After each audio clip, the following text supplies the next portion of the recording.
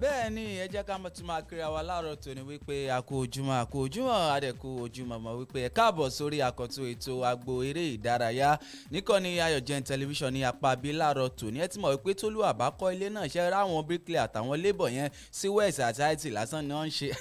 adúpẹ́ lọ́dọ̀ Ọlọ́run wípé ó tún fún wa lórí ọ̀fẹ́ láti jẹ́ ká wà níbi láàárọ̀ tòní lẹ́ni ọjà ajé mo gbàládùra wípé gbogbo apáta alábí eléwé odò àfàràtàtẹ́ bí ìṣẹ́ṣẹ́ fún nítorí wípé wọ́n ní pé ajé ṣubú lára dẹ̀lẹ́ ní ajé ṣubú lájèrò ajérò náà dẹlẹ ní ajé ṣubú lọ wàràngún mọ̀ ta èdè gbogbo pátápátá náà donire gbogbo wọn ní ṣubú lùmí fàyà lùmí ajé oníṣọ bòjí ẹran gẹ̀dẹ̀ ló ń jẹ lálẹ́ fẹ̀ ọ̀wẹ́rẹ́ ọmọ aṣẹ́gi lówó ọ̀wàrà ọmọ làpólà sọ̀rọ̀ ẹ̀wù ọ̀gbìbì kan ló gbé ìrókò tó parí jẹ́ tantan ó lájẹ́ ní òní là kí ní obìnrin ajé mi là lónìí kí n rí omu ṣe dẹ ajé mi là lónìí kí n rí omu ṣe ìjìgbà tí ṣe bàbá àlẹ̀kẹ́ àti gbogbo ìtẹ́ ìgbọ̀ wà ní lónìí alábẹ́ léwu èdò àfàtà tẹ́bi ìṣẹ́sẹ̀ fún ó dá alápá bí ẹ ti mọ̀ ìgbà apá bí láti máa ń lórí ọ̀fẹ́ láti máa ṣàlàyé báyìí fọ́dúgbé fàyàsọ́ fẹ́ ìgbàjù sínú àwọn ẹ ti mọ̀ pé ẹgbẹ̀rún ègé ẹrúgò kan mọ̀ ní lápá abí láàárọ̀ tòní ó dá àtikódé ní gẹ́gẹ́ bí ìṣe wa ní apá abí láàárọ̀ tòní ní ètò agbo eré ìdárayá àtikódé náà ní ẹ ló ní sẹ́rẹ́rẹ́ wẹ̀rẹ̀ náà ní apá mi torí àsìkò wa ó dá orúkọ máníjà mi marketing manager mi tó ṣe bẹ́ẹ̀ tó gira tán lápá abí Blessing ọmọ Akínyẹmí àwọn kan ti Chelsea the Blues nìyẹn lánàá ó ló ṣe rùmẹ̀rùmẹ̀ fún ikọ̀ Chelsea lánàá àmọ́ nígbà tí òyìnbá dé wà máa lórí ọ̀fẹ́ láti sẹ́nu bọ̀ dáadáa ó dá lórúkọ gbé àwọn tájọ wà lápá abí láàárọ̀ tòní lórúkọ ọ̀gá wa dáadáa ọ̀gá mi director mi níkànnì yìí àwọn ilé wọn ti dé nìyẹn all the way from all the way wọn ti dé náà ní sápá bí ọ̀gá mi Solidayo Falegan bẹ́ẹ̀ ni transformer tó tanná fáwọn boys ní lápá abẹ yẹn kánófì ń gbogbo àwọn ògbóró nígboro ayé àwọn ikọ̀ ti Liverpool nìyẹn ikọ̀ tí ọ̀gá mi jà fún ni àwọn ikọ̀ ti Liverpool lápá bí àtúntò dé náà gẹ́gẹ́ bí ìṣe wa yẹn ní àárọ̀ tòní ó dé nítorí ìjọba àkókò bẹ́ẹ̀ tó pé ká ojú ọjọ́ báyìí àkókò ti ń ṣe bẹ́ẹ̀ ó ti lọ náà nìyẹn orúkọ tèmi ò yí padà mú ní pírẹsẹ̀ntà ló kọ mi Olúwaṣẹ́gun Múyìdé sport evangelist rèé ní gbogbo lẹ̀ kílẹ̀ ajínrere eré ìdárayá jákèjádò orílẹ̀-èdè àgbáyé mo ṣe kíni mo ga tán láàárọ̀ tòní bíi lódà lápá bí ó dá pápá àpájẹ́ kí n máa kà sí létí lápá bí nítorí pé àjẹ́ tán ìjà ní dálẹ̀ ń gbòòrò ayé ní apá bí ìyẹn jẹ́ mú láti ọ̀dọ̀ àwọn abẹ̀ṣẹ́kù bí òjò bẹ́ẹ̀ ni láti ọ̀dọ̀ ọmọ orílẹ̀-èdè wa Nàìjíríà tó tún jẹ́ ọmọ orílẹ̀-èdè Bìrìtìkó bákan náà ìyún Anthony Joshua ó fi léde o bẹ́ẹ̀ ni ìyẹn lánàá òde yóò náà wò ó ní wípé mo ti ṣetán báyìí o láti sún sí apá kan bẹ́ẹ̀ ni láti step down fún ìjà tó ṣe kí n tó máa wáyé láàrin Anthony Joshua àti Alexander Usyk tó ṣe kí n tó jẹjú rẹ̀ yẹn ní bí oṣù díẹ̀ sẹ́yìn báyìí ó jẹ́ kó dímọ̀ ní ẹ̀wò ó ní pé ní apá bí báyìí ó ní pé mo ti ṣetán o láti step aside ìyẹn fún Alexander Usyk láti kojú Tyson Fury yẹn ní apá bí ó nítorí pé òun ò tún fẹ́ pàdánù lẹ́lẹ́kejì sí ọwọ́ Alexander Usyk tó jẹ́ ọmọ orílẹ̀-èdè Ukraine yẹn ní apá bí ẹ̀kọ́ ẹ̀rọ àgbẹ̀rẹ̀ pé bí oṣù díẹ̀ sẹ́yìn báyìí ó ní Alexander Usyk àti Anthony Joshua tí wọ́n lórí ọ̀fẹ́ láti gbéná ojú ara wọn yẹn ní orí ọ̀dàn ti Tottenham Hotspur yẹn ní orílẹ̀-èdè Gẹ̀ẹ́sì lọ́hùn nígbà tí Usyk tó lórí ọ̀fẹ́ láti jẹjú Anthony Joshua dáadáa nígbà tán pàdé nínú eré ìjà tó jẹ́ wípé látìgbà náà báyìí ó ní ìròyìn tí ń gbé báyìí o wípé Alexander Usyk àti Anthony Joshua máa tú ìjà náà jà lẹ́lẹ́ẹ̀kejì àmọ́ Anthony Joshua fi léde òyìn lánàá òde yóò náà wò ó ní wípé lọ́wọ́lọ́wọ́ tá a ṣe bẹ́ẹ̀ tí a wà yìí báyìí ó ní mo sì máa step down dáadáa yẹn fún Alexander Usyk láti kojú Tyson Fury yẹn ní apá bíi ó nítorí pé òun ò fẹ́ pàdánù owó onítorí pé wọ́n ti pàdánù bẹ́ẹ̀lì ti ìjà sí ọwọ́ Alexander Usyk wọ́n gbàgbé pé arákùnrin náà olórí ọ̀fẹ́ láti gba bẹ́ẹ̀lì ti IBF lọ́wọ́ Anthony Joshua ó gba WBA ó gba WBO àti heavyweight champion lọ́wọ́ Anthony Joshua nígbà tó ń lórí ọ̀fẹ́ láti gbéra ojú ara wọn àmọ́ Anthony Joshua fi léde lánàá ó ní ẹ̀wọ́ ó ní pé mi ò tún fẹ́ pàdánù lẹ́lẹ́kejì sí ọwọ́ Alexander Usyk ó ní torí pé ó ti gba abẹ́rẹ́ ti ìjà lọ́wọ́ mi ó ní mi ò tún fẹ́ tún pàdánù àwọn owó tùlùtùlù tó jẹ́ wípé wọn yóò gbé kalẹ̀ yẹn nígbà táwọn méjì bá lórí ọ̀fẹ́ láti gbéná ojú ara wọn ó ní ṣùgbọ́n ó ní pé mo sì máa step aside ná ó ní pé ńgbà tó bá wá yá o mo máa mọ ibi tí ń máa bẹ́sẹ̀ mi lọ yẹn nígbà tí màá kojú Alexander Usyk yẹn ní apá bíi ó dá pápá jẹ́ kí n tún ṣe kí ni ẹjẹ́ ń fi bẹ̀yẹn lẹ̀ ní apá bíi bẹ́ẹ̀ ni ẹ jẹ́ kí n lọ sọ́dọ̀ ọmọ orílẹ̀-èdè wa Nàìjíríà tó jẹ́ wípé agbábọ́ọ̀lù lórí kọ́ńkéré ni bẹ́ẹ̀ ni èyí Haruna Quadri lánàá òde yìí wọ́n jẹ́ kó dímọ̀ wípé Haruna Quadri ti ṣe kíni ó ti ṣe kíni báyìí ó ti pàdánù báyìí o yẹn ní ìyẹn quarter final yẹn lánàá ní ìdíje ti 2021 World Cup World Table Tennis Championship tó ṣe bẹ́ẹ̀ tó wáyé yẹn ní orílẹ̀-èdè USA lọ́hùn yẹn lánàá òde yìí ní ìpele kejì sí àṣekágbá yẹn quarter final òun ni Haruna Quadri tó ti lórí ọ̀fẹ́ o láti kíni láti jákulẹ̀ yẹn sí ọwọ́ ọmọ orílẹ̀-èdè Sweden tí wọ́n pe orúkọ ẹ̀ ní Tura Mondegash bẹ́ẹ̀ ni ó jẹ́ kó dímọ̀ mọ̀ wípé Haruna Quadri ó ṣe kíni ó pàdánù sí ọwọ́ arákùnrin ọ̀hún nígbà tí wọ́n lórí ọ̀fẹ́ láti gbéná ojú ara wọn yẹn lánàá òde yìí bákan náà bí ó ṣe pàdánù ìyún Haruna Quadri ó ti wá fìtàn balẹ̀ báyìí o gẹ́gẹ́ bí ọmọ ilẹ̀ adúláwọ̀ àkọ́kọ́ tó yẹ kó máa lórí ọ̀fẹ́ láti dé ti World Table Tennis Championship quarter final bẹ́ẹ̀ ni ó ti jẹ́ ọmọ ilẹ̀ adúláwọ̀ àkọ́kọ́ tó máa lórí ọ̀fẹ́ láti ní ìtàn náà lọ́wọ́ báyìí àmọ́ lánàá òde yìí ó ṣe ní láàánú wípé ọ̀fọ́n padà tọ̀ sí gbẹ̀gìrì Haruna Quadri lánàá nínú ìdíje ti agbábọ́ọ̀lù lórí kọ̀ǹkéré bẹ́ẹ̀ ni ìyẹn lánàá òde ní orílẹ̀-èdè USA yẹn ní apá abẹ́yẹn káwọ́ bí tó jà sí nígbà tí wọ́n bá tún máa lórí ọ̀fẹ́ láti máa túnṣe kíni láti máa gbáradì ìyẹn fún àwọn ti ife ẹ̀yẹ tó kù yẹn ní apá bíi ó dá pápá jẹ́ kí n máa kọjá lọ báyìí o ìyẹn sì díje bọ́ọ̀lù aláfẹsẹ̀gbá ní apá bíi ẹ jẹ́ mú láti orílẹ̀-èdè wa Nàìjíríà ní apá bíi bẹ́ẹ̀ ni ẹ jẹ́ mú láti ọ̀dọ̀ Rivers United nínú ìdíje ti CAF Confederation Cup tó ń ṣe kíni tó ń wáyé ìyẹn CAF Confederation Cup playoff round tó ṣe kí tó yẹ kó ń wáyé yẹn ní àsìkò tí a ṣe bẹ́ẹ̀ tí a wà yé ikọ̀ Rivers United wọ́n ṣe kíni orí kó wọn yan lánàá bẹ́ẹ̀ ni orí bá mi ṣe èkó tó òkun òun ló dé bá ikọ̀ ti Rivers United lánàá nígbà tí wọ́n lórí ọ̀fẹ́ láti na ikọ̀ tó yẹ pé ó wáyé láti orílẹ̀-èdè Egypt tí wọ́n pe orúkọ wọn ní Amasri bẹ́ẹ̀ ni wọ́n lórí ọ̀fẹ́ láti ṣe kíni láti gbé bọ́ọ̀dì lánàá nígbà tí wọ́n lórí ọ̀fẹ́ láti jẹ́ ju àwọn arákùnrin náà yẹn ní orí ọ̀dọ̀ wọn lánàá pẹ̀lú àmì ayò 2-1 yẹn ní apá àbíyé níbi tí Uche Nwanyana tó sì lórí ọ̀fẹ́ láti kọ́kọ́ mi àwọn yẹn fún ikọ̀ tí Rivers United kó di wípé Isaac Káyọ̀dé olórí ọ̀fẹ́ láti fi ọba lé tó fi jẹ́ àmì ayò 2-1 tó fi lórí ọ̀fẹ́ láti jẹ́ ju ikọ̀ Amasri tó wá láti orílẹ̀-èdè Egypt yẹn ní apá àbíyé báyìí ó túmọ̀ sí pé ìgbésẹ̀ kejì báyìí yóò lórí ọ̀fẹ́ láti wá tó bá di ọjọ́ ìsinmi ọ̀sẹ̀ tí a ṣe bẹ́ẹ̀ tí a wà yé ìyẹn ní orílẹ̀-èdè Saudi Arabia lọ́hùn-ún ìyẹn ní orí ọ̀dọ̀ kan tí wọ́n pè ní orí ọ̀dọ̀ Bori Arab bẹ́ẹ̀ ni Bori Arab òun náà ti máa lórí ọ̀fẹ́ láti gbéná ojú ara wọn tó bá di ọjọ́ ìsinmi ọ̀sẹ̀ tí a ṣe bẹ́ẹ̀ tí a wà yé nígbà tí ikọ̀ ti Rivers United wọ́n máa lórí ọ̀fẹ́ láti máa ṣìkín láti máa gbá ìgbésẹ̀ kejì pẹ̀lú ikọ̀ ti Amasri yẹn ní apá bí àmọ́ lánàá òde yìí wọ́n ṣe kíni wọ́n gbé bọ́ọ̀dì lánàá bẹ́ẹ̀ ni wọ́n jẹ́jú ikọ̀ ti Amasri pẹ̀lú ẹ̀mí ayò 2-1 yẹn ní apá bí yìí ó dá pápá pàjẹ́ kí tó máa kà síwájú bákan náà nítorí pé ẹ jẹ́ kí máa lọ báyìí o ìyẹn sí ọ̀dọ̀ àwọn tí ń gbá bọ́ọ̀lù àti bẹ́ẹ̀ ni àwọn aláfọwọ́jù sí apẹ̀rẹ̀ tí wọ́n pè ní basketball nítorí pé lánàá ikọ̀ ti Tigers orílẹ̀-èdè wa Nàìjíríà wọ́n lórí ọ̀fẹ́ láti jẹjú ikọ̀ tó wá láti orílẹ̀-èdè Uganda lánàá bẹ́ẹ̀ ni wọ́n lórí ọ̀fẹ́ láti jẹjú wọn ìyẹn nínú ti bọ́ọ̀lù aláfọwọ́jù sápẹ̀rẹ̀ lánàá dé yìí wọ́n nà wọ́n ìyẹn sí 95-69 òun ni wọ́n fi lórí ọ̀fẹ́ láti jẹjú wọn lánàá nígbà tí wọ́n ti wá lórí ọ̀fẹ́ báyìí o láti pèrègede báyìí lọ sí ìdíje tí kò mẹ́sàn fún ti ìfẹ́ àgbáyé ti aláfọwọ́jù sápẹ̀rẹ̀ tí ó wáyé bẹ́ẹ̀ nìyẹn ní àìpẹ́ yìí àmọ́ lánàá òde yìí ikọ̀ ti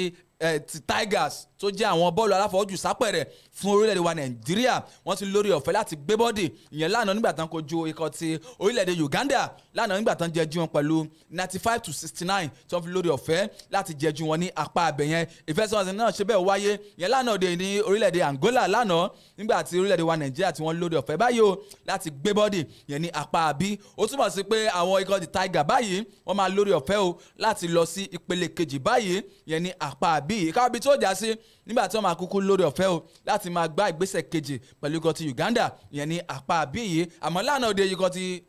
the Tiger wọ́n lórí ọ̀fẹ́ láti jẹjú ikọ̀ ti orílẹ̀-èdè Uganda lánàá pẹ̀lú ẹ̀mí ayò 95-69 tí wọ́n fi lórí ọ̀fẹ́ láti gbé bọ́ọ̀dì yẹn ní apá àbí yìí ó dá pápá pàjẹ́ kí máa kọ́yọ́ lọ padà báyìí sí ìdíje bọ́ọ̀lù aláfẹsẹ̀gbá yẹn ní apá àbí yìí ó dájẹ́ rìn yìnbọn o nítorí pé amúlé ikọ̀ ti Super Eagles orílẹ̀-èdè wa Nàìjíríà ti bẹ nínú ikọ̀ ti Sparta Rotterdam yẹn ní apá àbí tí wọ́n pe orúkọ ní Maduka Okoye ẹ̀wọ̀n pé lánàá òde yìí báyìí arákùnrin náà ó ti ṣe kíni ó ti ní ìfarapa yẹn ní apá ìyẹn ní èjìká rẹ̀ yẹn lánàá òde nígbà tí ikọ̀ ti Sparta Rotterdam tí wọ́n kojú ikọ̀ ti Ajax Amsterdam yẹn lánàá òde yìí nínú líìgì wọn ní apá abẹ yẹn bó ti jẹ́ wípé ní ìgbà tó ìdíje náà tó kù ìṣẹ́jú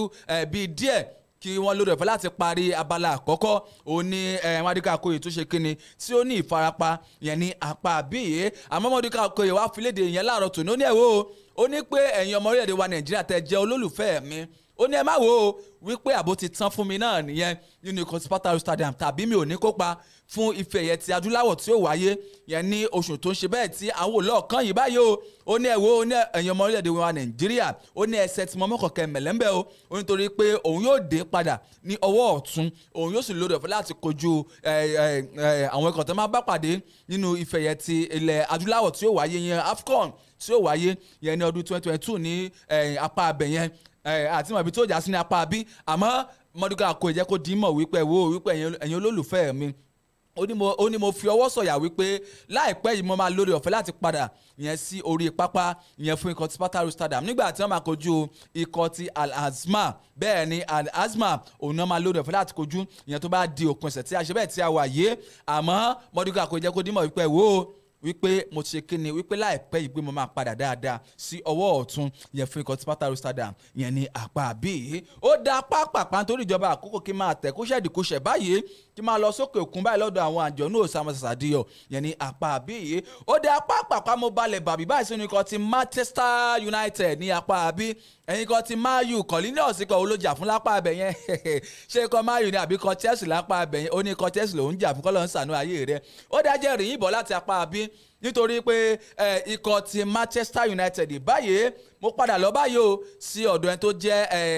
akọ́nimọ̀gbá fìdíhẹ́ nínú ikọ̀ Man U tí wọ́n pe orúkọ ẹ̀ ní Michael Carrick ẹni tó jẹ́ agbábọ́ọ̀lù tẹ́lẹ̀ rí fún ikọ̀ ti Liverpool tí wọ́n pe orúkọ ẹ̀ ní Jamie Carragher ọjọ́ kò dímọ̀ ní ẹ̀wọ́ ó ní wípé bí ikọ̀ Man U ṣe kéde akọ́nimọ̀gbá tẹ́lẹ̀ rí fún ikọ̀ ti RB Leipzig tí wọ́n pe orúkọ ẹ̀ ní Ralf Rangnick ó ní ẹ̀wọ́ ó ní pé yóò lera ìyẹn fún Ralf Rangnick láti dé ìpele top 4 nígbà tó bá lórí ọ̀fẹ́ láti kópa yẹn fún ikọ̀ Man U yẹn ní àìpẹ́ yìí ó ní ẹ̀wọ́ ó ní pé yóò lera yẹn fún Ralf Rangnick láti kó ikọ̀ Man U dé ìpele top 4 yẹn ní àsìkò tí a ṣe bẹ́ẹ̀ tí a wà yìí ó ní torí pé lásìkò yìí báyìí ó ní pé ikọ̀ Man U ó lóun ò rí wípé ikọ̀ Man U yìí lè ṣe kíni wípé wọ́n tẹ̀ lè dé ìpele top 4 yẹn ní àsìkò tí a ṣe bẹ́ẹ̀ tí a wà yìí ó ní bó tẹ̀ jẹ́ pé wọ́n ti fi ọwọ́ sí jíwèé lé fún akọ́nimọ̀gbá àwọn yìí ò lè gẹ́nẹ́ sójẹ̀ nínú ikọ̀ Man U tó jẹ́ pé wọ́n ti wá ṣe kíni wọ́n ti wá kéde Michael Carrick láti jẹ́ akọ́nimọ̀gbá fìdíhẹ́ tí olóyìnbó pè ní interim manager bẹ́ẹ̀ ni ó ní wípé òun ò rí o wípé tí Ralf Rangnick bá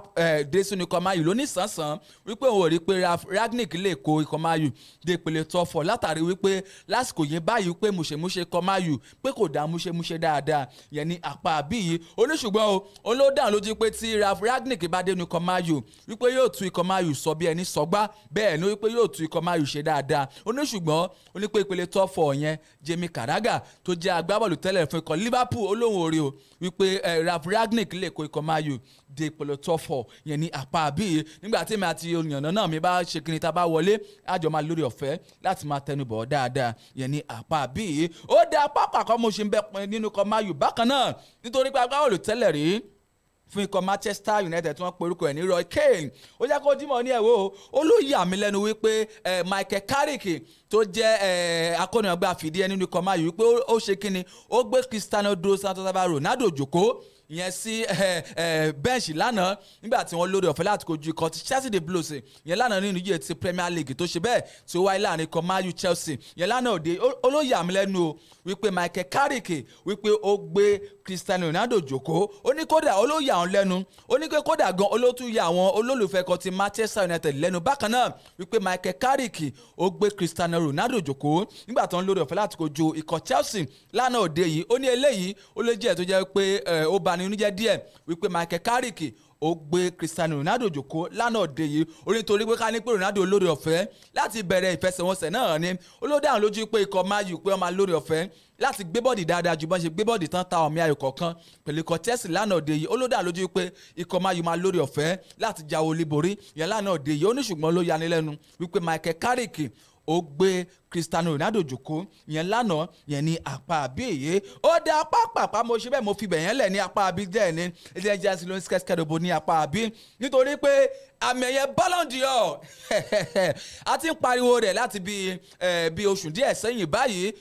ẹni gangan bẹ́ẹ̀ ni nítorí pé wọ́n ní pé adájọ́ má tà sí asọ̀rọ̀ máyẹ̀ wípé tí wọ́n bá sọnù ó yẹ ká ṣe kíni ká wá wọn ni nítorí pé ìròyìn sí ń gbé káàkiri o wípé ó ṣe kó jẹ́ pé Lionel Messi tàbí Lewandowski àbí Jorginho nínú ikọ̀ Chelsea òun ni àmì yẹn Ballon d'Or náà ni ó máa já mọ́ lọ́wọ́ ìyẹn lónìí òde yìí àmọ́ káwọn ibi tó já sí nítorí pé ẹni tó jẹ́ alága ìyẹn fún pínpín àmì ẹ̀yẹ Ballon d'Or tí wọ́n pe orúkọ ẹ̀ ní Pascal Ferry ó jẹ́ kó dímọ̀ ní ẹ̀wọ́ ó ní pé àwọn èèyàn ó ti máa wò wípé ó ṣeé ṣe kó jẹ́ pé Lionel Messi tàbí Lewandowski ni àmì ẹ̀yẹ Ballon d'Or náà ni yóò já mọ́ ó ní ṣùgbọ́n ó ní pé ní gangan òun náà máa lórí ọ̀fẹ́ láti ṣe kíni láti kéde ẹni tí ó gba àmì ẹ̀yẹ Ballon d'Or náà ìyẹn lónìí òde yìí ó ní pé kí àwọn olólùfẹ́ Lionel Messi Lewandowski Jorginho oníkan ṣe kíni oníkan farabalẹ̀ dáadáa ó ní gbẹ́ngbà tí àsìkò bá tó nígbà táwọn kéde ẹni tó gba àmì ẹ̀yẹ Ballon d'Or wípé ẹ̀yin náà ẹ fojú ara yín rí ìyẹn ní àpá bíi Pascal Ferry tó jẹ́ alága fún pínpín àmì ẹ̀yẹ Ballon d'Or òun ló ṣe bẹ́ẹ̀ ló fi léde wípé ẹ̀yin olólùfẹ́ Lewandowski ẹ̀yin olólùfẹ́ Lionel Messi àti ẹ̀yin olólùfẹ́ Jorginho wípé ẹ ṣe kíni ẹ farabalẹ̀ lálẹ́ òní wípé ìlẹ̀kẹ̀ má já sílé má já sóko ibi kan ló máa padà já sí Pascal ló ṣe bẹ́ẹ̀ ló fi léde yẹn ní àpá àbí yìí ó dá pápá àpájẹ́ kí n máa kọ́ yẹn lọ báyìí sínú ikọ̀ ti Real Madrid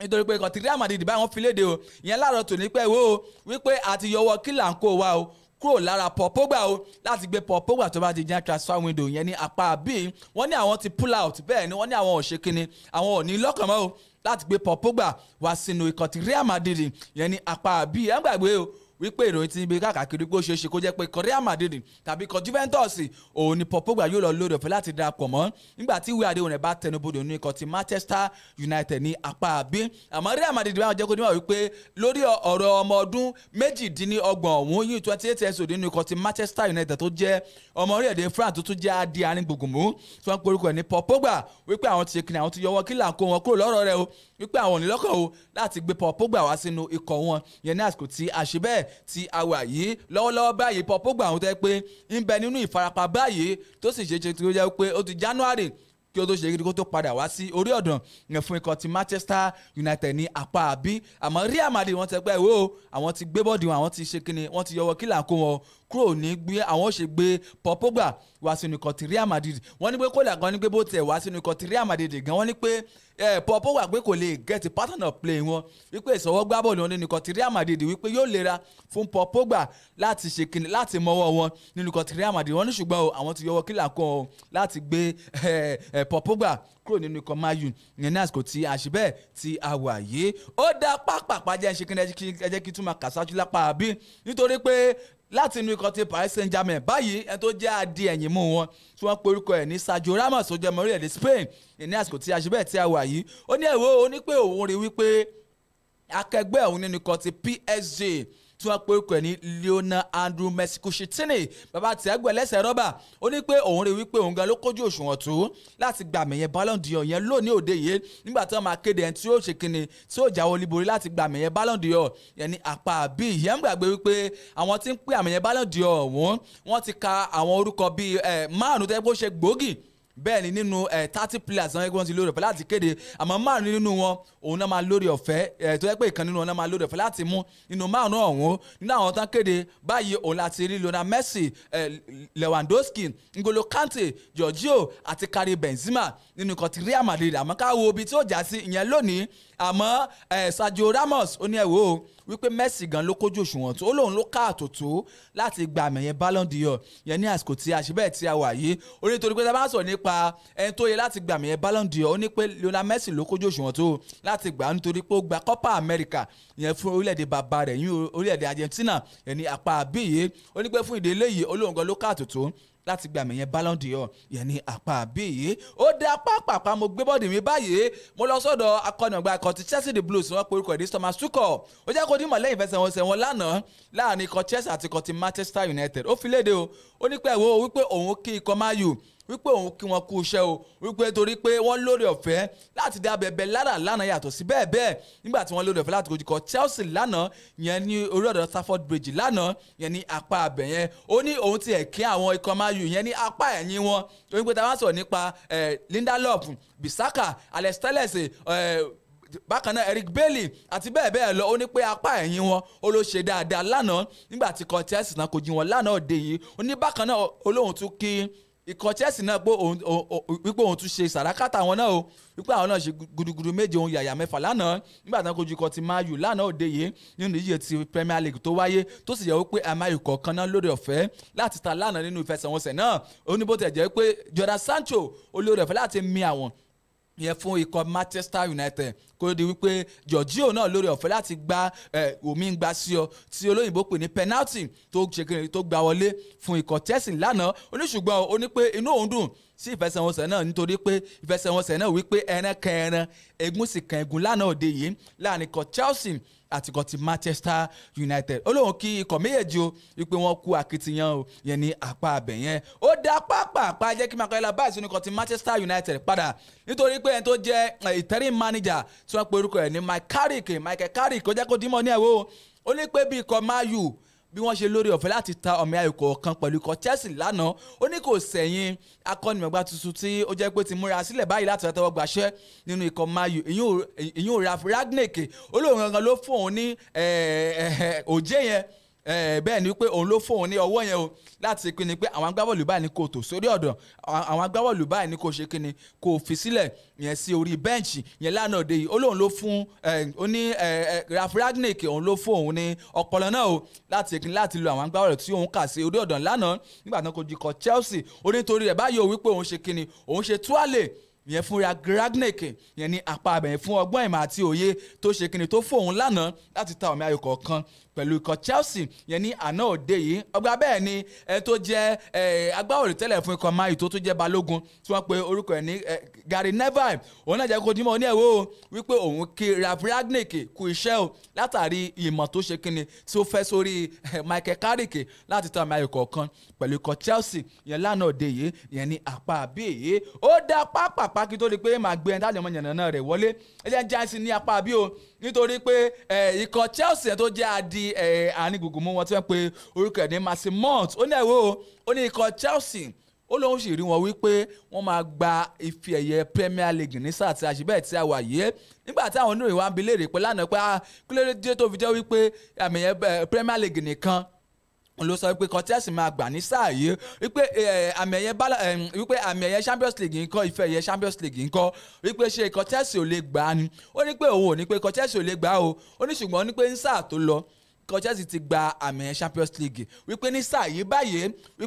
wípé ife ẹ̀yẹ Premier League òun ní bẹ lọ́kàn Chelsea láti gbà ní sáà tí a ṣe bẹ́ẹ̀ tí a wà yìí ó ní ṣùgbọ́n o ó lóun kí àwọn akẹgbẹ́ ẹ̀hún òbí wọn ṣe gudugu méje òun yàyà mẹ́fà lánàá nígbà tí wọ́n kojú ikọ̀ ti Manchester United yẹn ní apá àbíyé ó dé ajẹ́ kí sáré já ẹsìn gẹ́gẹ́ bẹ́ẹ̀ ni pé màá gbé ẹni táwọn ènìyàn náà rẹ̀ wọlé ó yẹ ṣẹlẹ̀ yẹn ní òpin ọ̀sẹ̀ nínú iye ti líìgì kọ̀ọ̀kan ní orílẹ̀-èdè àgbáyé ikọ̀ ti Arsenal wọ́n wà nílé ní ọjọ́ sátidé ọ̀sẹ̀ tó ṣe bẹ́ẹ̀ tí ó lọ nígbà tí wọ́n gbàlejò ikọ̀ ti Newcastle àmọ́ ikọ̀ ti Arsenal gbé wọ́ọ̀dì nígbà tí wọ́n jẹ́ ju ikọ̀ ti Newcastle pẹ̀lú ẹ̀máyò 2-0 bákan náà ikọ̀ ti Crystal Palace àti ikọ̀ ti Aston Villa ikọ̀ Crystal Palace gbàlejò ọ̀ràn nígbà tí ikọ̀ ti Aston Villa jẹ́ ju pẹ̀lú ẹ̀máyò 2-1 bákan náà ikọ̀ ti Liverpool àti ikọ̀ Southampton ikọ̀ tí Liverpool ń bẹ̀ lórí ọ̀dọ̀ Anfield ìyẹn ọjọ́ sátidé nígbà tán jẹ́ ju ikọ̀ tí Southampton pẹ̀lú ẹ̀máyò 4-0 tó ṣe bẹ́ẹ̀ tó lówó dáadáa bákan náà ikọ̀ tí Norwich City àti ikọ̀ tí Wolverhampton Wanderers àwọn ta ọ̀mì ayò ẹlẹ́yin àmì ayò òdòdó náà lórí ọ̀fẹ́ láti ta ní apá àbí bákan náà ikọ̀ tí Brighton and Hove Albion àti ikọ̀ tí Leeds United àwọn náà ta ọ̀mì ayò ẹlẹ́yin yẹn ní apá àbí yìí ó dá jẹ́ kí n sáré Giants lórí ọjà kátàkárà bẹ́ẹ̀ ni ó dá kí n sáré Giants bí ó ṣe lọ lánàá nínú ìdíje ti líìgì náà tó tún ṣe kí n tó ti gbéra sọ yẹn lánàá òde yìí nítorí pé ó ṣe kí ni ó gbómi parí dáadáa yẹn lánàá òde yìí yẹn nínú ìdíje ti Premier League ní apá àbí ikọ̀ ti Brentford wọ́n ṣe kí ni wọ́n wà nílé wọ́n gbàlejò ikọ̀ ti Everton àmọ́ ikọ̀ ti Brentford jẹ́ ju wọn pẹ̀lú ẹ̀mí ayò 1-0 bákan náà ìdíje ti Burnley àti Tottenham Hotspur wọ́n ṣe kí ni wọ́n sùn síwájú látàrí àwọn ọkọ̀ tó ṣe bẹ́ẹ̀ tó wáyé yẹn lánàá òde wọ́n ti postpone match náà bákan náà ikọ̀ ti Leicester City àti ikọ̀ ti Watford ikọ̀ ti Leicester jẹ́ ju ikọ̀ ti Watford pẹ̀lú ẹ̀mí ayò 4-2 bẹ́ẹ̀ ni ní apá àbí ikọ̀ ti Manchester City àti ikọ̀ ti West Ham wọ́n gbóná ojú ara wọn bákan náà ikọ̀ ti Manchester City jẹ́ ju ikọ̀ ti West Ham pẹ̀lú ẹ̀mí ayò 2-1 ikọ̀ Chelsea the Blues wọ́n wà nílé wọ́n wà lórí ọ̀dọ̀ Stamford Bridge nígbà tí wọ́n gbàlejò ikọ̀ ti Man U lánàá àmọ́ ọ̀mì ayò kọ̀ọ̀kan náà lórí ọ̀fẹ́ láti ta lójú ọjọ́ yẹn ní apá àbí yìí ó dá kí sáré lọ sórí ọjà kátàkárà kó di pé màá gbé analyst mi wọlé lónìí sánsan yẹn ní apá àbí láàárọ̀ tòní ó dá jẹ́ kí Giants o nítorí pé ikọ̀ ti Real Madrid báyìí wọ́n ti ń wò báyìí ó wípé ó ṣeé ṣe o kí adìẹ̀yìn mú wọn tó jẹ́ adìẹ̀yìn gbùgbù mú wọn tó jẹ́ ọmọ orílẹ̀-èdè Croatia tí wọ́n pe orúkọ ní Luka Modric tó jẹ́ ọmọ ọdún mẹ́rìndínlógójì lásìkò yìí bẹ́ẹ̀ ni ìyún Luka Modric wíwó ṣe é ṣe kó jẹ́ pé kó lọ darapọ̀ mọ́ ikọ̀ ti Manchester City tó bá di Jan transfer window ní àsìkò tí a ṣe bẹ́ẹ̀ tí a wà yìí. Bákan náà jẹ́ kí tó jáde òun nítorí pé ikọ̀ Bayern Munich àti ikọ̀ ti Barcelona báyò wọ́n ti ń wọ̀ yàjàkadì báyò lórí ọmọ ikọ̀ ti Marseille tó jẹ́ adìẹ̀yìnmú tó jẹ́ ọmọ orílẹ̀-èdè France tí wọ́n pe orúkọ ẹ̀ ní Kamara bẹ́ẹ̀ ni tó jẹ́ ọmọ ọdún 22 lásìkò yìí wọ́n ti wò ó tó jẹ́ pé ó ṣeé ṣe kí ọmọ náà kó darapọ̀ mọ́ ikọ̀ wọn yẹn ní apá bíi. Bákan náà ikọ̀ ti Barcelona báyìí wọ́n ti wò ó pé ó ṣeé ṣe o kí Ousmane Dembele kó ṣe kíni kó fi inú kan ti Barcelona sílẹ̀ wọ́n nítorí pé ọmọ náà báyìí ò wípé ó ti ṣe kíni ó ti kọ ìwé àdéhùn tuntun tẹ́ pé wọ́n ti gbé sí iwájú rẹ̀ báyìí o wípé ó ti kọ ìwé àdéhùn yẹn o wípé ó ṣe kó jẹ́ pé free transfer òun ni arákùnrin náà yóò ṣe kíni yóò bá kúrò nínú ikọ̀ ti Barcelona yẹn ní apá àbíyé. Bákan náà ikọ̀ ti Arsenal the Gunners wọ́n ti jẹ́ kó dín bàbá wípé wọ́n ti lé bọ̀m̀bọ̀ báyìí o láti gbé atamátàsé nínú ikọ̀ ti Manchester City tó jẹ́ ọmọ orílẹ̀-èdè Gẹ̀ẹ́sì tí wọ́n pe orúkọ ní Raheem Sterling wọ́n ní pé àwọn náà lé bọ̀m̀bọ̀ báyìí o tó bá ti Jan transfer window láti gbé ọmọ náà wá sínú ikọ̀ wọn ìyẹn ní apá àbíyé. Ó dá kí sáré rìn yìnbọn bẹ́ẹ̀ ni lóní sànsàn bẹ́ẹ̀ ni kí sáré já ẹ̀sìn bí wọ́n ṣe wà lórí àtẹ̀tábìlì báyìí nínú ìdíje ti Premier League ní apá bí ikọ̀ Chelsea àwọn náà bẹ ní ìpele àkọ́kọ́ yẹn ní apá bí yìí bẹ́ẹ̀ ni àwọn náà bẹ ní ìpele àkọ́kọ́ yẹn ní apá bí bẹ́ẹ̀ ni àwọn náà bẹ ní ìpele àkọ́kọ́ yẹn ní apá bí. Ó dáa jẹ́ kí sáré já ẹ̀sìn bákan náà nítorí pé ó tún ṣe kíni ó tún gbé mi parí dáadáa. Ikọ̀ ti Man City àwọn náà bẹ ní ìpele kejì yẹn ní apá bí bẹ́ẹ̀ ni àwọn náà bẹ ní ìpele kejì yẹn ní apá bí bẹ́ẹ̀ ni ẹ jẹ́ kí n sáré tún jáde sí bákan náà nítorí pé ikọ̀ tó ṣe kíni tí ń bẹ ní ipò kẹta yẹn lọ́wọ́ tí a ṣe bẹ́ẹ̀ tí a wà yìí ikọ̀ Liverpool ní bẹ ní ipò kẹta yẹn ní apá bí bẹ́ẹ̀ ni ikọ̀ Liverpool ò ní bẹ ní ìpele kẹta yẹn ní líìgì ti ilẹ̀ Gẹ̀ẹ́sì yẹn ní apá bí ní àtẹ̀tábìlì yẹn ní apá bí bẹ́ẹ̀ ni ikọ̀ ti Liverpool àwọn náà ń bẹ ní ìpele kẹta ní apá àbí bẹ́ẹ̀ ni nígbà tí ikọ̀ ti West Ham wọ́n bẹ ní ìpele kẹrin nígbà tí ikọ̀ Chelsea tán bẹ ní ìpele karùn-ún yẹn ní apá àbí yìí nígbà tí ikọ̀ ti Tottenham Hotspur tán bẹ ní ìpele keje ikọ̀ Man U bẹ ní ìpele kẹjọ yẹn ní apá àbí ẹ̀wọ̀ ìròyìn pọ̀ lórí ẹ̀ ẹ jẹ́ kí n máa fi àsìkò báyìí kí n máa fi gbé tájọmọ́ ìrànà rẹ̀ wọlé lóní sàn-sàn yẹn ní apá àbí àmọ́ kí tó gbé wọn wọlé náà jẹ́ ká dójú ọjà náà à ń padà bọ̀.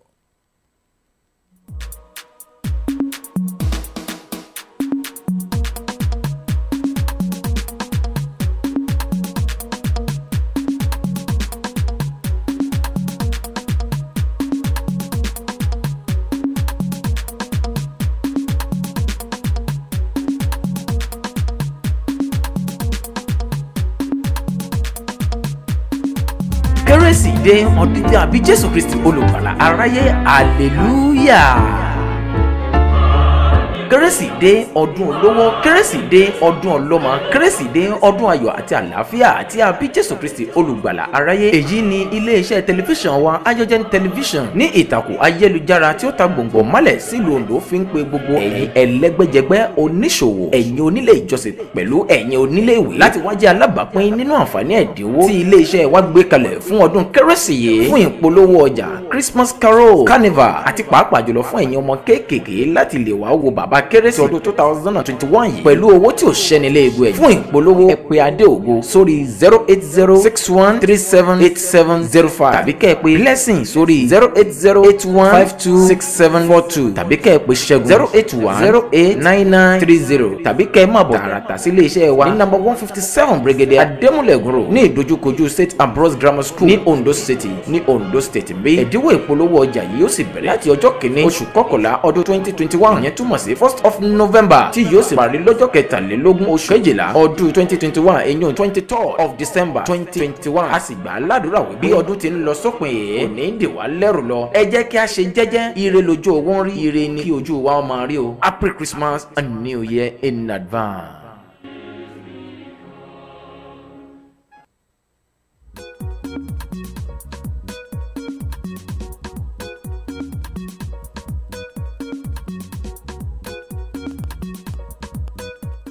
bẹ́ẹ̀ni ẹ káàbọ̀ padà láti ojú ọjà ní apá bíi ó dá ẹni tí àjọmọ ìrànà rẹ̀ báyìí àtijọ́ bẹ́ẹ̀ nílé agbára ní apá bíi àmọ́ wọ́n ní pẹ́ẹ́nu ọlọ́fà òun láti gbọ́ pé mo ta ẹ dákun bá mi kí àwọn ará lè.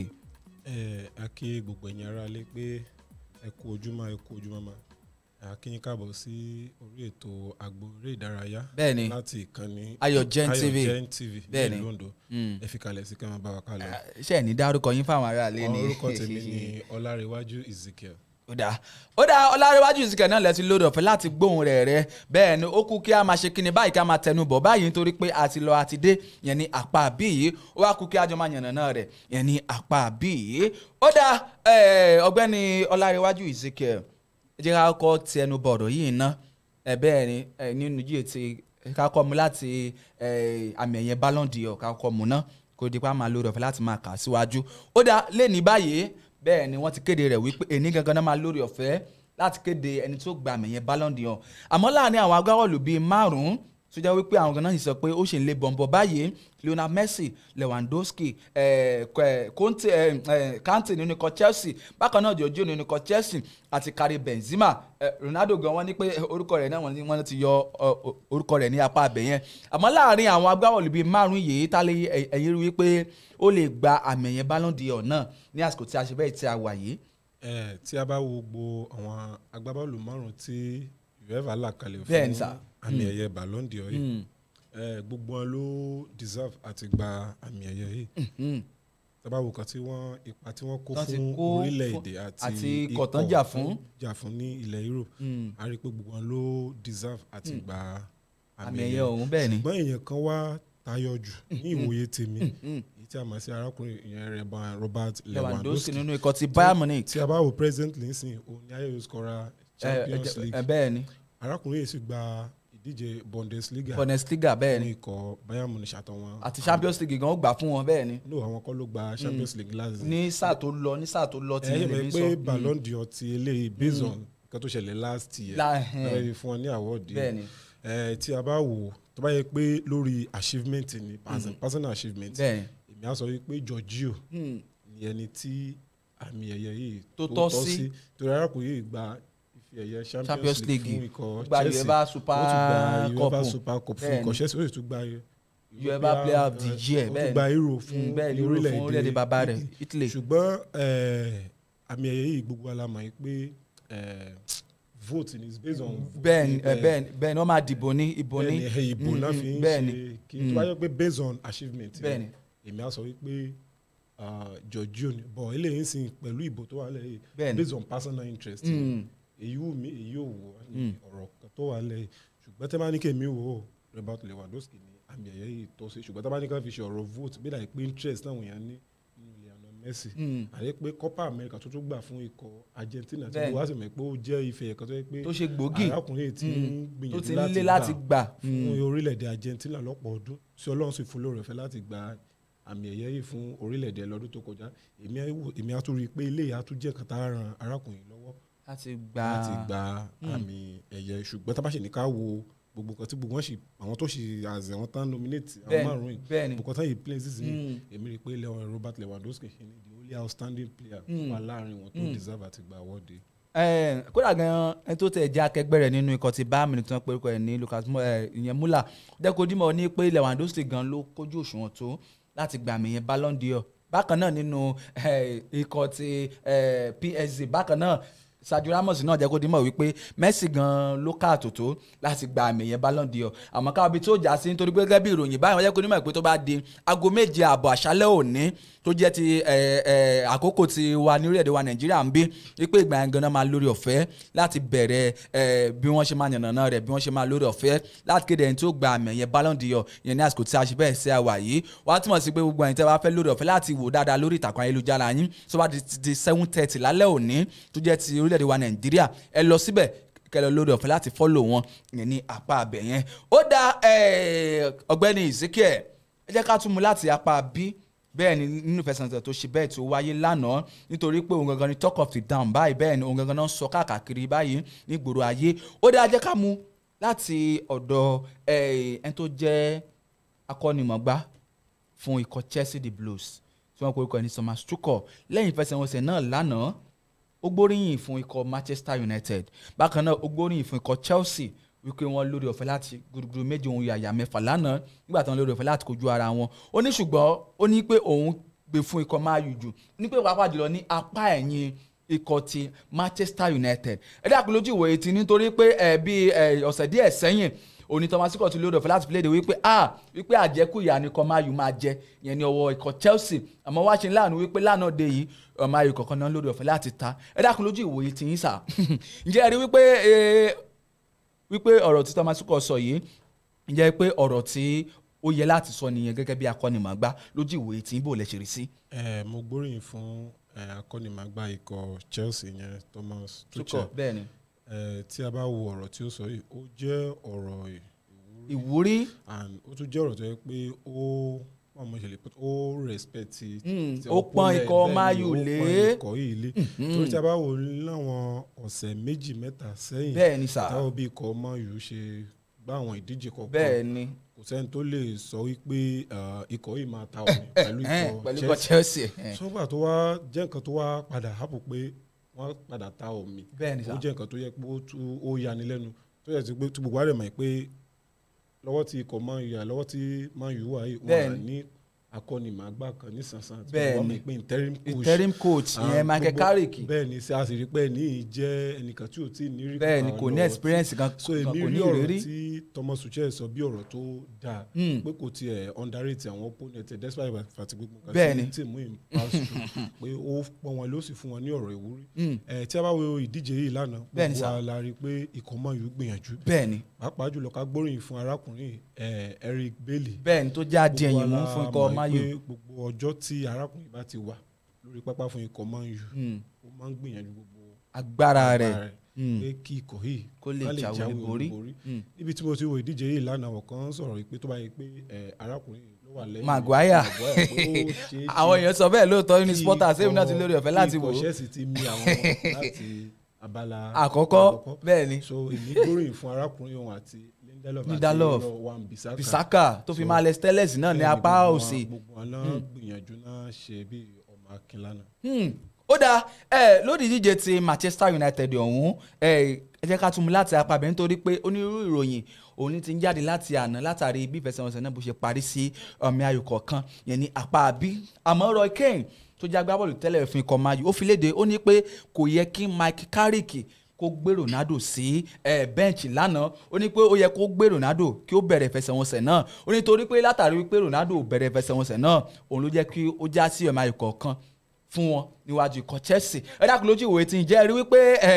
ohun tí Michael Carrick ṣe òun ǹjẹ́ rí wípé àṣìṣe ni tàbí kì í ṣàṣìṣe lójú ìwòye tí yín. lójú ìwòye tèmi èmi ò rí nǹkan tí arákùnrin akọ́nimọ̀ọ́gbá fìdí Michael Carrick nǹkan tó ṣe gẹ́gẹ́ bí àṣìṣe lọ́nà wẹ̀sẹ̀ àwò. torí tí a bá wo ìdíje tó kọjá ṣebí arákùnrin náà bẹ̀rẹ̀ ìdíje pẹ̀lú Watford bẹ́ẹ̀ni at least Watford táwa ṣe tún ká máa wo Watford àti Chelsea wọ́n jẹ́ ìkọ̀kọ̀ tó pọ́n jìnnà síra wọ́n jìnnà bẹ́ẹ̀ igi mú jìnnà sórí ni ikọ̀ Watford padà náà 4-1 bẹ́ẹ̀ni ó ṣeé ṣe kárákùnrin kó wà lórí pápá lánàá ó má rí kankan ṣe èyí gbà tán padà gbé wọlé mi rò párákùnrin register one shot on target all through gbogbo 45 àmì like 30 minutes tó play so èmi rí i pé nǹkan tí arákùnrin yìí ṣe ni pé tí ikọ̀ yìí ò bá ní Cristiano Ronaldo ṣé wọn à ní gbá àwọn ìdíje wọn so èmi rí nǹkan tí arákùnrin yìí ṣe gẹ́gẹ́ bí báwọn ṣe bold step ara wọn ìgbésẹ̀ kan tó yẹ kí ìgbésẹ̀ tó tọ́ tó yẹ kó gbé bóyá bó lọ tó yẹ pé gbogbo alamọ gbogbo nǹkan tí Paul Pogba máa ń ṣe lórí pápá ńgbà míì tí arákùnrin á sì wò pé òun ò ní ìdàtí ìgbéjáde bí dàpọ̀ ó bìlì pé tíìmù míì pọ́n build around Paul Pogba ni ṣùgbọ́n pẹ̀lú nǹkan tí Carrick ṣe lánàá ó fi hàn wá pé kò sẹ́ni tó tóbi ju ikọ̀ kan lọ. bí tí mo fẹ́ kẹ́ mọ́rọ̀ lọ́nu Cristiano Ronaldo ó wà ní ikọ̀ Man U kò sí ikọ̀ Man U ikọ̀ Man U sì máa jẹ́ ikọ̀ Man U wọ́n dẹ̀ máa gbá àwọn ìdíje wọn ilé ìta máa win náà máa win ilé ìta bá dẹ̀ máa pàdánù thank God kí ṣáà ṣe pé bí arákùnrin ló padà wá score fún ọ lánàá báyìí pé òun ló padà wá score a lè sọ wípé arákùnrin yìí jẹ̀bi pé kílé tí ò ti. yẹ kó ti lò ní ìgbésẹ̀ àkọ́kọ́. mi ò pó register short on target all through tó fi gbá gbogbo ìṣẹ́jú àlẹ́ tó gbá lórí pápá so èmi ò rí rẹ́ bí àṣìṣe èyí èmi tún rí i pé eléyà á fún ikọ̀ Manchester United pé á fún wọn ní ìgboyà pé without Ronaldo àwọn lè ṣe dá bẹ̀bẹ̀ lórí pápá bẹ́ẹ̀ni ok tó bá yẹ parákùnrin ní injury nǹkan ṣé wọ́n á ní kọ́ lọ́pọ̀ láti injury ni so èmi ò rí rẹ́ bí àṣìṣe and thank God ó ṣe ó sì ó work out fún Bẹ́ẹ̀ni, ikọ̀ Man U. bẹ́ẹ̀ni. At least àmì ìtànrílà náà ò burú Bẹ́ẹ̀ni. pẹ̀lú ikọ̀ Chelsea Bẹ́ẹ̀ni. but pẹ̀lú gbogbo alamọ current form Chelsea. Chelsea So àwọn ganan ń bẹ ní tí Man U bá ṣe àtẹ̀tábìlì. 1 point against wọn èmi ò rí pé mi ò rí gẹ́gẹ́ bí nǹkan tó burú nǹkan àzẹ mi ò rí nǹkan tí Carrick ṣe. Ó dà bí ìfẹsẹ̀wọnsẹ̀ náà ṣe tán ní àná ó ní àwọn olólùfẹ́ kan ti Man U ti ń lórí ọ̀fẹ́ láti ṣe kìnnì láti kí Ronaldo kú iṣẹ́ àmọ́ bí wọ́n ṣe ń kí òun ni inú ṣe ń bí Ronaldo wọ́n ní kódà gan wọ́n ní pé ìgbà tó wọ dressing room wọ́n ní pé kò bẹ́ni kẹ́ni sọ̀rọ̀ rárá wọ́n ní pé wọ́n ti ń gbìyànjú láti kí pé akọni wa o ǹjẹ́ báwo lè ṣe rí máàcì ní sí o kíníkan wọ́n ní ṣùgbọ́n wọ́n ní pé Ronaldo wọ́n ní kò ṣe kíni wọ́n ní kò dáhùn dáadáa wọ́n ní kò tiẹ̀ ṣe bẹ́ẹ̀ ni wípé wọ́n jọ wà nínú ikọ̀ kan náà ni wọ́n ní pé torí pé inú ń bí arákùnrin náà ẹ gbọ́ kíni ká sọ pé ó ń bí nínú ṣé torí pé wọ́n ò lò ó ní ìgbésẹ̀ àkọ́kọ́ ni ní abala àkọ́kọ́ ni tàbí kí ni ẹ̀yin rò wípé ó yẹ kí ó fa ìbínú rẹ̀ lánàá. Gẹ́gẹ́ bí mi ṣe rí mi ò rí pé wọ́n lo arákùnrin láti bẹ̀rẹ̀ ìdíje gbogbo alamọ̀ yìí pé Ronaldo the likes of Ronaldo Lionel Messi Jose Mourinho àti akọ́nimọ̀ọ́gbá kan bẹ́ẹ̀ mo ti gbàgbé orúkọ ẹ̀ wọ́n jẹ́ àwọn akọ́nimọ̀ọ́gbá kan tó yẹ pé àti agbábọ́ọ̀lù tó yẹ pé gbogbo ìdíje wọn ká máa jáwé olúborí and eléyìí tún fi hàn pé spirit of being a champion ó wà lára arákùnrin lórí òun náà wò pé pẹ̀lú mi lórí pápá kò sí nǹkan tó sọ pé kí ikọ̀ mi kó má jáwé olúborí lórí ikọ̀ Chelsea tí a bá sì wá wò tá a bá ní àti ikọ̀ Chelsea àti ikọ̀ Man U tá a bá ní ká máa wò wọn tó ti ní ìrírí ìdíje bọ́ọ̀lù àfẹsẹ̀gbá mi rò pé tá a bá ti yọ Thiago Silva ìgbà àtìlẹ́nìkan tó tún ní ìrírí tó arákùnrin yìí lórí pápá so èmi rí i pé àwọn èèyàn lè yí pẹ̀lú nǹkan tó ń dun arákùnrin and then nǹkan tó èmi tún wá wò bóyá tí a bá wò ní nígbà tó kù bíi 20 minutes àbí 15 minutes kí díje yìí parí a rí chance kan tó yẹ kí arákùnrin Fred kó gbá fún Cristiano Ronaldo tí yóò gbá tó lọ tó gbà padà sí ọwọ́ kípa èmi wá wò bíi eléyìí tún pẹ̀lú nǹkan tó ń bí arákùnrin yìí pé tó bá jẹ́ òun ni ló wà ní position yẹn ó possible kó òun pass ball fún teammate kó sì gbá wọlé ṣùgbọ́n ní ti tèmi mi ò rí pé bí a torí pé wọ́n arákùnrin bá wọn bẹ̀rẹ̀ ìdíje èmi ò rí bẹ́ẹ̀. ó dáa ká tún ṣe bẹ́ẹ̀ kí a tún kà síwájú náà ní apá bíi lórí ọ̀rọ̀ ti Manchester United náà nítorí pé ìròyìn ti gbé káàkiri ó dáa wọ́n ti wá kéde akọ́nìgbà tó yẹ pé yóò tẹ̀wọ́ gbaṣẹ́ báyìí lónìsànsán nínú ikọ̀ Man U wọ́n ti kéde akọ́nìmọ̀gbá tẹ́lẹ̀ rẹ̀ fún ikọ̀ ti RB Leipzig tí wọ́n pe orúkọ ní Ralf Rangnick wọ́n jẹ́ kó dín mọ̀ báyìí o wípé arákùnrin náà o wọ́n ní pé tó bá fẹ́ ṣe kíni wọ́n ní pé tó bá wá sínú ikọ̀ ti Manchester United tó gbaṣẹ́ lóní sàn-sàn agbábọ́ọ̀lù tẹ́lẹ̀ rí fún ikọ̀ ti Liverpool tí wọ́n pe orúkọ ẹ̀ ní Jamie Carragher òun ló fi léde wípé òun ò rí wípé Ralf Rangnick lè kó ikọ̀ Man U dé ìpele top 4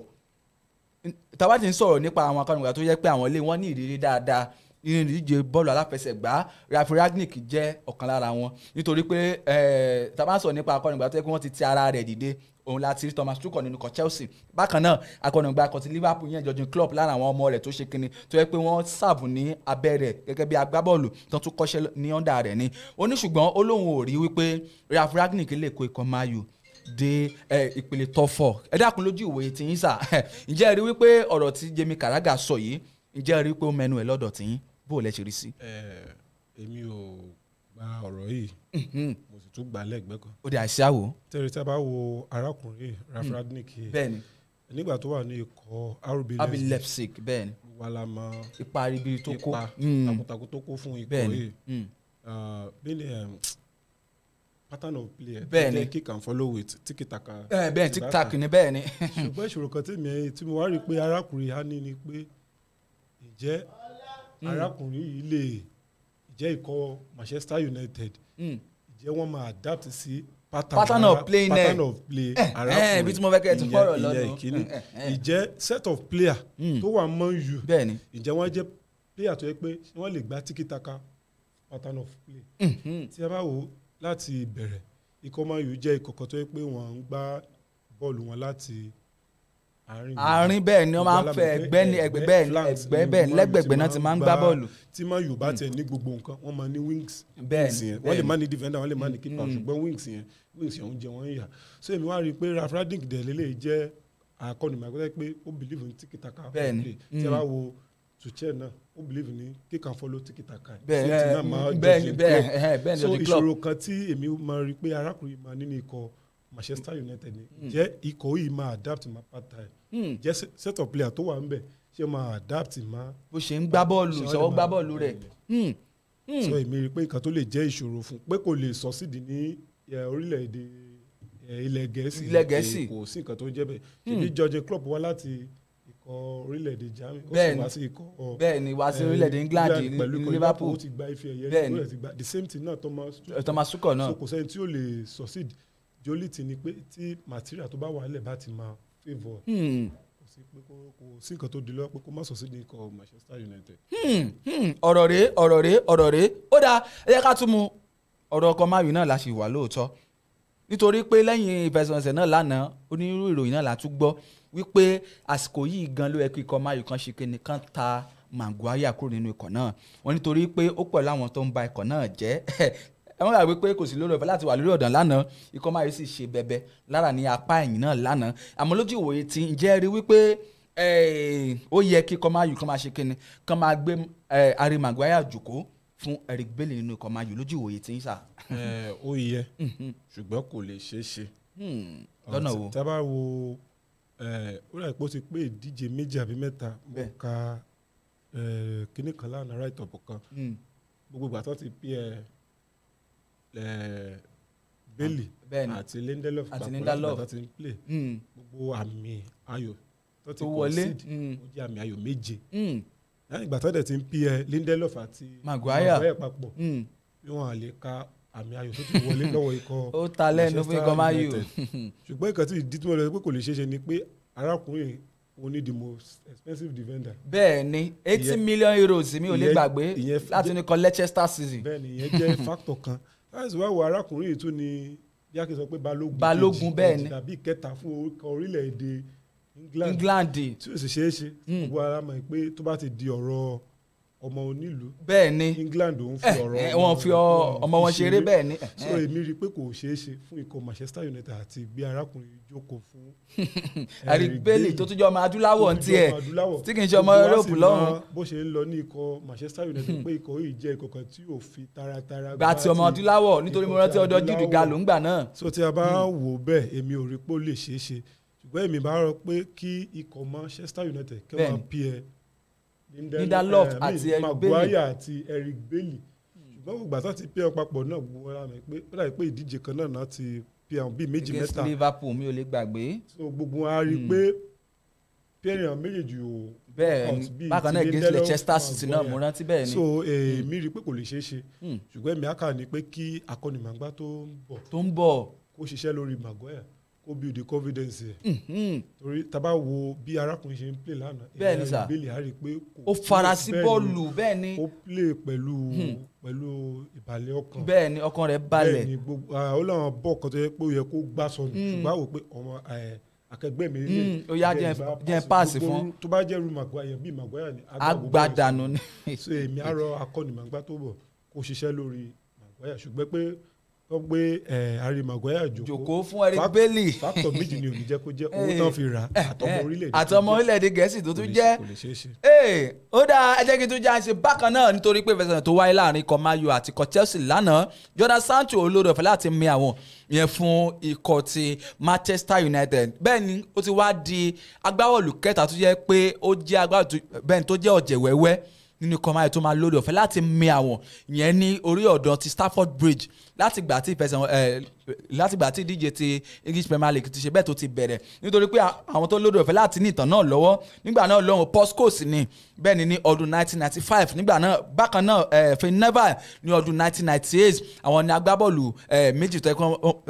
kó wọ́n jẹ́ ọ̀jẹ̀ wẹ́wẹ́ nígbà náà tó jẹ́ ọmọ ọdún 21 21 years old nígbà náà tó máa lórí ọ̀fẹ́ láti mi àwọn kojú ikọ̀ Chelsea yẹn ní orí ọ̀dàn Stamford Bridge àmọ́ ní ọjọ́ Sunday àná yìí Jadon Sancho tó jẹ́ ọmọ bíi orílẹ̀-èdè Gẹ̀ẹ́sì olórí ọ̀fẹ́ láti ṣe kíni láti ní ìtàn náà lọ́wọ́ nítorí pé lásìkò yìí báyìí ọmọ ọdún 21 ọ̀hún báyìí ó ń ṣe dáadáa fún ikọ̀ tí Man U tó wá di ọ̀jẹ̀ wẹ́wẹ́ agbábọ́ọ̀lù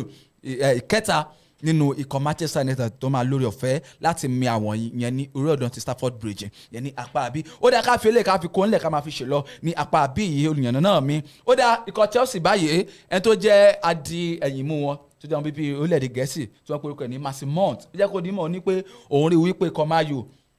wípé ikọ̀ Chelsea wípé wọ́n máa gba àmì ẹ̀yẹ wípé wọ́n máa gba ife ẹ̀yẹ Premier League yẹn ní sáà tí a ṣe bẹ́ẹ̀ tí a wà yìí nígbà táwọn oníròyìn wá bilé rè pé kí ló lè tó wá jẹ́ wípé àmì ẹ̀yẹ Premier League nìkan lẹ́yìn sọ wípé ikọ̀ Chelsea lè gbà wípé Champions League ńkọ́ ó lóun ò rí wípé ikọ̀